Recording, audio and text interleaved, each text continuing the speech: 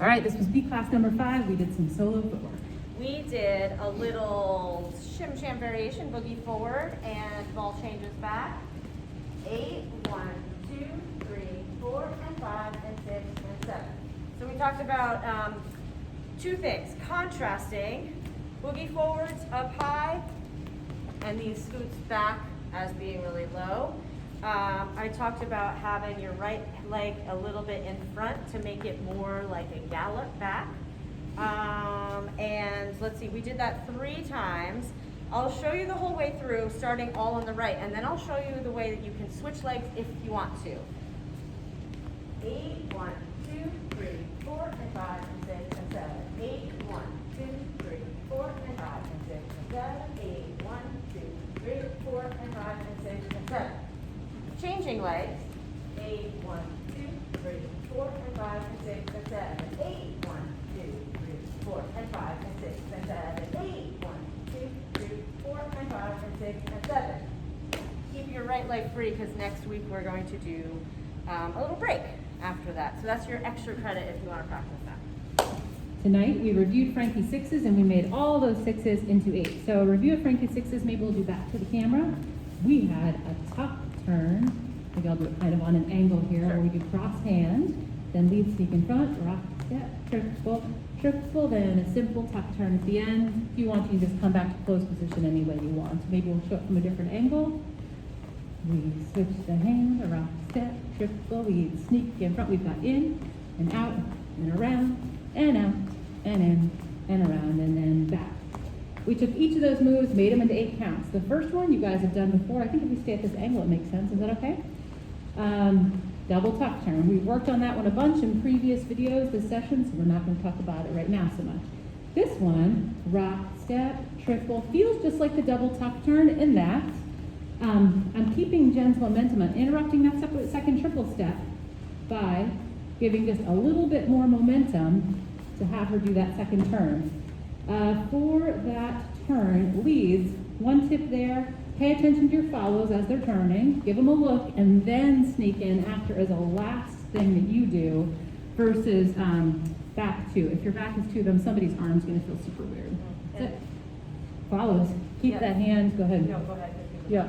So follows, make sure that you're keeping that hand just like in the double tuck. It's connected to the center of your body, keeping it nice and still. We had some arms tonight getting kind of swervy. If you're swervy as a follow, your lead is not going to be able to find your center and effectively turn you. You want to move these things together as you're dancing. From there, here we are. We'll start from here, why not?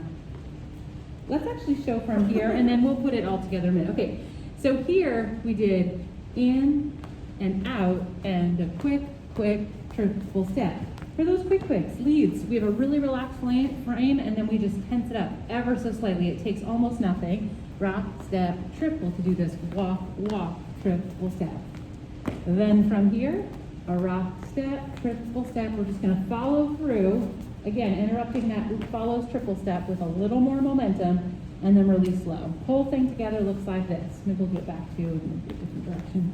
Go back, da, dee, da, rock, step, triple, step, triple, and step, triple, a quick, and around, step, triple, step, triple, step. We didn't get to it tonight. The bonus is back to close with that 8 count there. One more time facing the camera. And then, of course, the idea of this is that you're mixing 6s and 8s, right? You're not just doing the whole sequence as a 6 or an 8. Rock, step, triple, boom, ba, da, dee, da. Rock, step, triple, boom, ba, da, dee, da. Step, triple, step, triple, and step, triple, step, triple, step, and then back to close. We didn't show this in class. So follows, the advice we always give you, pretend it's a 6 all the time, and the 8 will surprise you, but you'll actually get the right footwork. If you anticipate and think it's an 8, it'll just be a little bit off for you. So anticipate it's going to be a 6, and that 8 will be the extra momentum the lead gives you to do that step. We did one other exercise, which was keeping the follows moving. Yes. Down the line. Yep. Yeah. Go ahead. Yep. So here, we either did basic tuck turns or catching the follow on the back. But the idea here was to get the follows moving all the way down the line not stopping and anticipating what it's gonna be. So in that example, if Jen anticipated it was gonna be an 8 count and she stopped herself, so thinking, oh, Jillian's gonna catch me here, we've lost our momentum. Jen's gonna dance it every time like it's a 6 count going all the way across, and if it's an 8 count, I catch all that nice momentum and redirect it. That's it. Oh, one more B plus idea. We said you could extend this, right? Rock, step, triple, step, step, step, step, step, step, as long as you want to until you rock. So just another idea to make your dancing a little more musical. That could be a great thing that you could add in, these little 2 count movements to fit whatever you want to do. You could do triples, you could do, Yeah. you could do triple step, and then add in some twists. All right. That's right. We're gonna go watch the vice presidential debate. Okay. Bye, thank you guys. Good job, you guys.